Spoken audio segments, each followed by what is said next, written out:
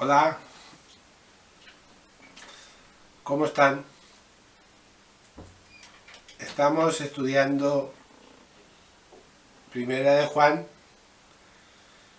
Hemos estudiado el capítulo 1 y el capítulo 2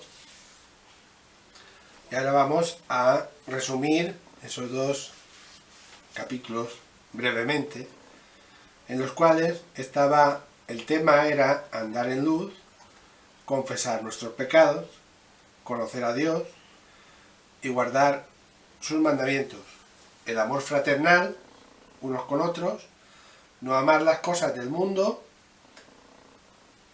y promesas de vida eterna. El título de hoy lo titulo Evidencias de un verdadero creyente. Es el capítulo 3 y empezamos con el versículo 1. Nos dice: mirad cuán grande amor nos ha otorgado el Padre, para que seamos llamados hijos de Dios. Y eso somos. Por esto el mundo no nos conoce, porque no le conoció a Él. La palabra mirad viene del griego eido. Esta palabra denota el prestar cuidadosa atención, mirar muy de cerca.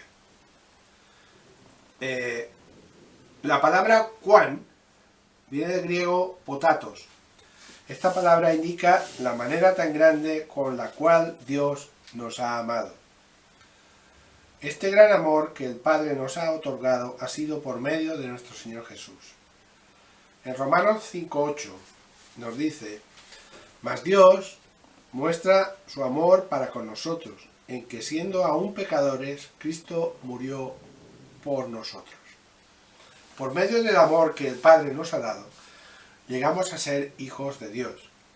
La gente confunde que como somos hechos a la imagen y semejanza del Creador, ya somos hijos de Dios, y esto no es así. Somos criaturas de Dios. Nos volvemos hijos de Dios al aceptar a Jesucristo como nuestro Señor y Salvador, y llevando una vida conforme a sus mandamientos. Recordemos que somos llamados por medio del Evangelio. Segunda de Tesalonicenses 2:14 nos dice: a la cual os llamó mediante nuestro Evangelio, para alcanzar la gloria de nuestro Señor Jesucristo. Así que, hermanos, estad firmes y retened la doctrina que habéis aprendido, sea por palabra o por carta nuestra. La frase "y eso somos" indica que en realidad hemos sido hechos hijos de Dios. La frase por esto el mundo no nos conoce, denota la idea de que el mundo no nos conoce como pertenecientes a él, sino más bien los cristianos pertenecen a Dios. Para los que no conocen a Dios, nosotros somos anormales, pero bendita sea la normalidad. El mundo no ha conocido a Dios y por consiguiente tampoco conoce a sus hijos. El término conocer también denota el obedecer, hacer la voluntad de Dios. El versículo 2 nos dice: amados, ahora somos hijos de Dios, y aún no se ha manifestado lo que habremos de ser. Pero sabemos que cuando Él se manifieste, seremos semejantes a Él, porque le veremos tal como es. En este momento podemos contar con la confianza de que somos hijos de Dios, si es que hemos obedecido el Evangelio y somos fieles. La frase "cuando Él se manifieste" indica o hace referencia a la segunda venida de Cristo. Cuando Cristo venga, seremos semejantes a Él, porque le veremos tal como es. Ese día será un día glorioso, porque cuando Cristo venga seremos transformados, para poder viajar a nuestras mansiones celestiales, que Él nos prometió. Versículo 3. Y todo el que tiene esta esperanza puesta en Él, se purifica así como Él es puro. La confianza de que somos hijos de Dios y de que seremos semejantes a Cristo en su venida es motivo para buscar siempre la santificación. Mateo 5:8 nos dice: bienaventurados los de limpio corazón, porque ellos verán a Dios. Hebreos 12:14 nos dice: seguid la paz con todos y la santidad, sin la cual nadie verá al Señor. Primera de Pedro 1:15 nos dice: sino como aquel que os llamó es santo, sed también vosotros santos en toda vuestra manera de vivir, porque escrito está: sed santos porque yo soy santo. Todos los cristianos que tienen esta promesa se purifican para que cuando Cristo venga no se aparten de él avergonzados.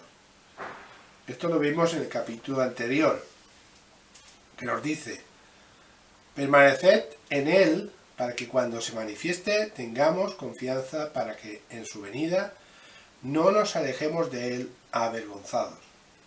Juan enseña que Jesús es puro, ya que en él nunca hubo pecado. En Hebreos 4:15 nos dice: por tanto, teniendo un gran sumo sacerdote que traspasó los cielos, Jesús, el Hijo de Dios, retengamos nuestra profesión, porque no tenemos un sumo sacerdote que no pueda compadecerse de nuestras debilidades, sino uno que fue tentado en todo, según nuestra semejanza, pero sin pecado. En 2 Corintios 5:21 nos dice: al que no conoció pecado, por nosotros lo hizo pecado, para que nosotros fuésemos hechos justicia de Dios en él. Y en 1 de Pedro, capítulo 2, versículo 22, nos dice: el cual no hizo pecado, ni se halló engaño en su boca, quien cuando le maldecían no respondía con maldición, cuando padecía no amenazaba, sino encomendaba la causa al que juzga justamente, quien llevó él mismo nuestros pecados en su cuerpo sobre el madero, para que nosotros, estando muertos a los pecados, vivamos a la justicia, y por cuya herida fuisteis sanados. Jesús cargó con todos nuestros pecados, y a través de su sacrificio y de su sangre nos limpió. Versículo 4. Y todo el que practica el pecado practica también la infracción de la ley, pues el pecado es infracción de la ley. En este versículo, el apóstol Juan nos da la definición bíblica de lo que es el pecado. Es infracción de la ley de Dios. Sería como violar o ignorar la ley. El pecado es violar la ley de Dios. Por esto Adán y Eva fueron culpables de pecado, ya que ellos violaron o ignoraron, hicieron caso omiso de la ley que Dios les dio en Génesis. En el capítulo 2, versículo 15 de Génesis, nos lo aclara. Dice: tomó pues Jehová Dios al hombre y lo puso en el huerto de Edén, para que lo labrara y lo guardase. Y mandó Jehová Dios al hombre, diciendo: de todo árbol del huerto podrás comer, mas del árbol de la ciencia del bien y del mal no comerás, porque el día que de él comieres, ciertamente morirás. Todos los que violan la ley de Dios son culpables de pecado, y la paga del pecado es muerte. En Santiago 1:15 nos dice: entonces la concupiscencia, los malos deseos, después que se ha concebido, da a luz el pecado, y el pecado, siendo consumado, da a luz la muerte.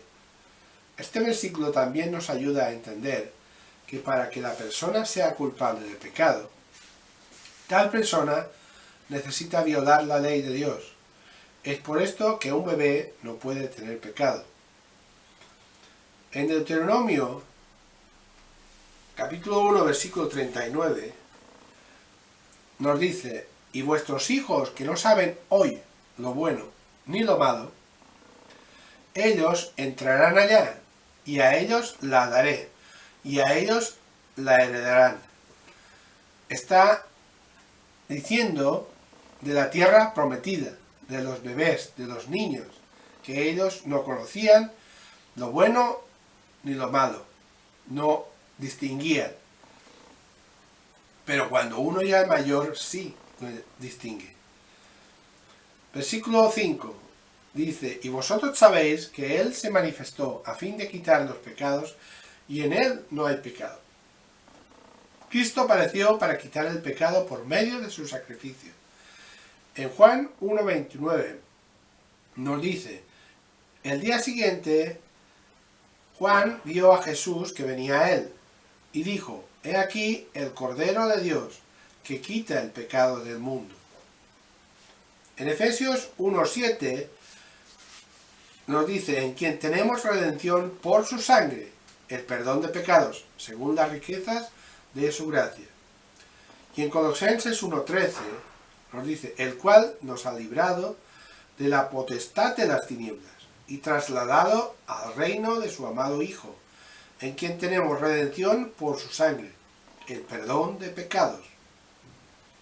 Todos los cristianos que obedecen el Evangelio pueden recibir el perdón de pecados.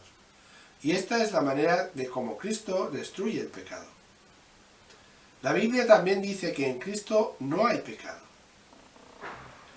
Segunda de Corintios 5:21 nos dice, al que no conoció pecado por nosotros lo hizo pecado, para que nosotros fuésemos hechos justicia de Dios en él.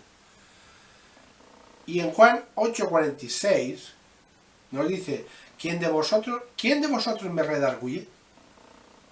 ¿Amonesta o contradice de pecado? Pues si digo la verdad, ¿por qué vosotros no me creéis? Esto estaba diciendo Jesús a la gente, a los fariseos, que no le creían, y le amonestaban, y le contradecían. La Biblia enseña este principio en muchos lugares. Versículo 6 nos dice, todo el que permanece en él no peca.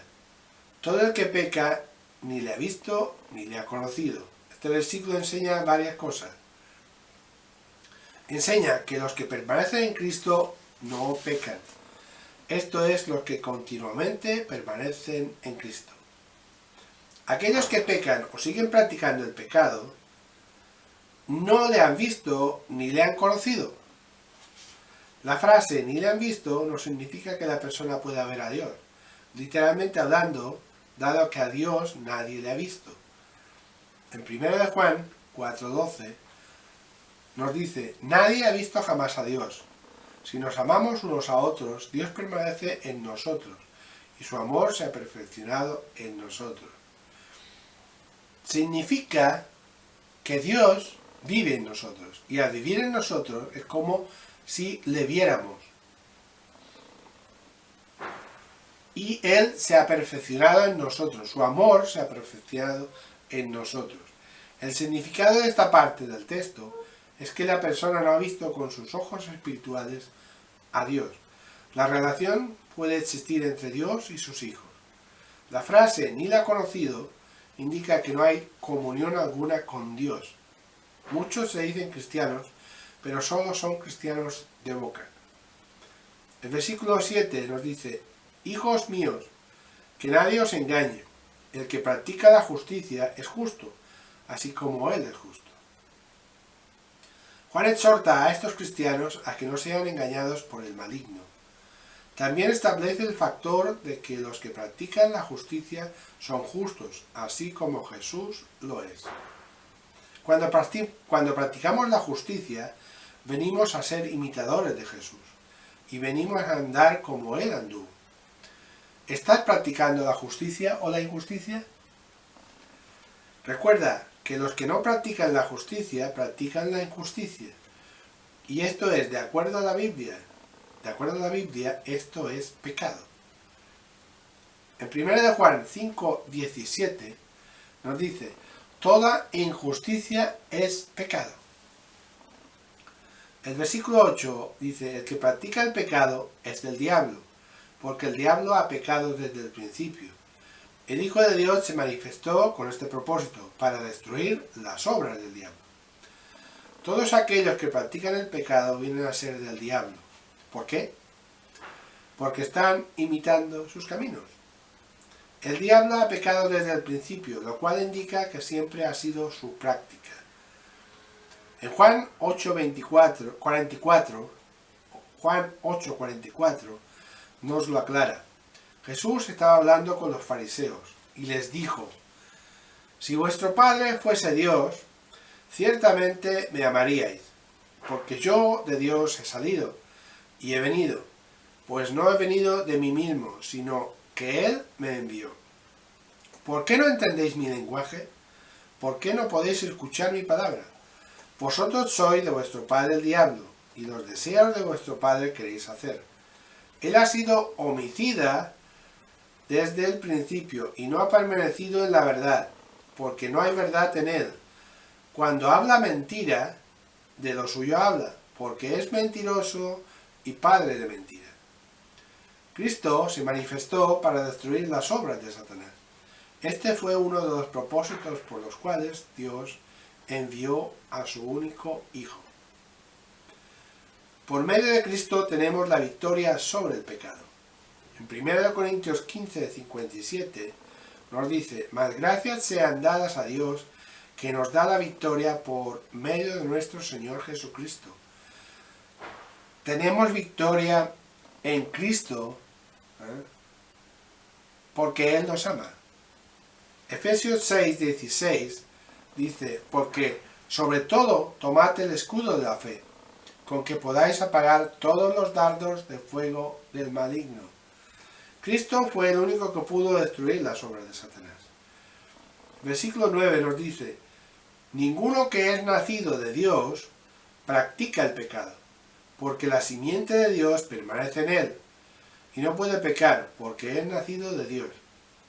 La frase ninguno no debe ser entendida como dando la idea de que el cristiano no peca. Llegar a esta conclusión sería estar en conflicto con la palabra de Dios. Este texto establece el hecho de que los que han nacido de Dios, esto es, por medio de la obediencia al Evangelio de Cristo, no practican el pecado. Esto no quiere decir que el cristiano no se equivoca. Claro que no, se equivoca. Él es un ser humano y el ser humano se equivoca. El cristiano que ha nacido de Dios no puede practicar constantemente el pecado.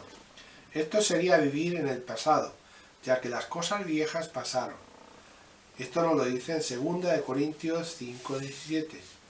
De modo que si alguno está en Cristo, nueva criatura es. Las cosas viejas pasaron, he aquí, todas son hechas nuevas. La razón por la cual no puede practicar el pecado constantemente es porque la simiente de Dios, esto es su palabra, permanece en él, permanece en nosotros. Esto significa que el cristiano que tiene la simiente de Dios en él no puede pecar constantemente. Esto sería permanecer en la práctica del pecado. Esto sería no haber nacido nunca ni haber conocido a Dios, como dice la palabra. Este versículo no está indicando que el cristiano no peca en su vida. Recordemos que mientras estemos en este cuerpo, pecaremos o nos equivocaremos, pero no de una manera continua. El versículo 10 nos dice: en esto se reconocen los hijos de Dios y los hijos del diablo. Todo aquel que no practica la justicia no es de Dios, tampoco aquel que no ama a su hermano. Todos aquellos que practican el pecado y no aman a su hermano no son hijos de Dios, sino más bien hijos del diablo. Si tú deseas ser reconocido como hijo de Dios, debes de practicar la justicia, lo cual incluye amar a tu hermano. En Juan, capítulo 13, versículo 34, nos dice: un mandamiento nuevo os doy, que os améis unos a otros como yo os he amado, que también os améis unos a otros. En esto conocerán todos que sois mis discípulos, si tuviereis amor los unos con los otros. En Romanos 12, versículo 9, nos dice: el amor sea sin fingimiento, aborreced lo malo y seguid lo bueno. Si no practicas la justicia, entonces estás pecando. Y si estás pecando, entonces tu padre es el diablo, como hemos visto en Juan 8:44. Esto debería de motivarnos a no practicar la injusticia. Este es otro de los motivos por los cuales no practicamos el pecado. Así como hemos visto, en Romanos les decía que el amor sea sin fingimiento, que no finjamos. que no seamos cristianos de boca, sino de hecho. Aborreced lo malo, tenemos que aborrecer lo malo, quitarlo del medio y seguir lo bueno. Esto es lo que dice la palabra de Dios. La palabra de Dios, que es la Biblia, es el guía que nosotros tenemos. Nosotros debemos seguir las Escrituras. Por eso tenemos las Escrituras escritas. Todo está escrito. Está escrito desde el principio hasta el fin. La historia está escrita desde el principio hasta el fin. Dios nos aconseja y nos dice y nos pide que hagamos lo correcto y lo íntegro delante de Él. Por eso yo os digo, hagamos lo correcto delante de Dios. Que Dios les bendiga y nos vemos en el siguiente estudio.